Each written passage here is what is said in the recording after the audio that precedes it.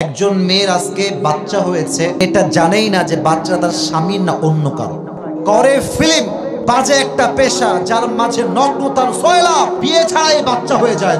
যেই মেয়েটার সন্তানের পরিচয় সে জানে না, তার চরিত্র তো নষ্ট হয়ে গিয়েছে যুবক ভাইরা আমার। আর আমি আমার যেই বোনেরা আছেন, আমার যাদের স্বামী আছে, আমি আপনাদেরকে একটা কথাই বলতে চাই, অনেকের স্বামী দেশে থাকে, অনেকের স্বামী বিদেশে থাকে, কিন্তু আমাদের দেশে পরকীয়া একটা বিশাল বড় রোগে পরিণত হয়ে গিয়েছে যুবক ভাইরা।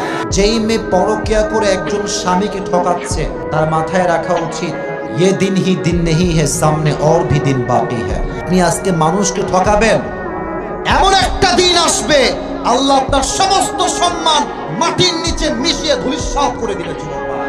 স্বামীর সাথে গাদ্দারি করবেন না। আজকে দেখলাম নিউজ, দেখেন পরকীয়া কত ব্যাপক হয়ে গেছে। আমার মুরব্বী আব্বা জানে না, একজন মেয়ের আজকে বাচ্চা হয়েছে, মেয়েটা জানেই না যে বাচ্চা তার স্বামীর না অন্য কারো।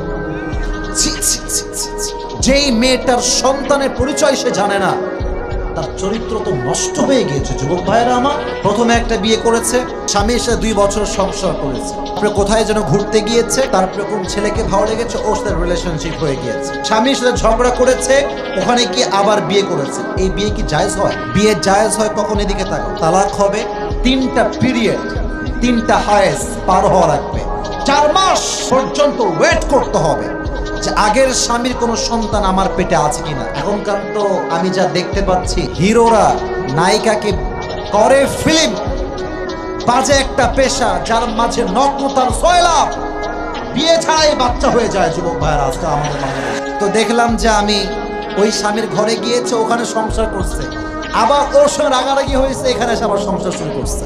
এর মানে বোঝা গেল আজকালকার মেয়েরা চরিত্রের সম্মান বুঝে ওঠে নাই, সতীত্বের সম্মান বুঝে ওঠে নাই। এজন্য আজকাল 8-9 বছরের মেয়েরা টিকটক করে বেড়ায়। আল্লাহ সেই মেয়েগুলোকে হেদায়েত দান করুন, সকলে পড়া আমিন।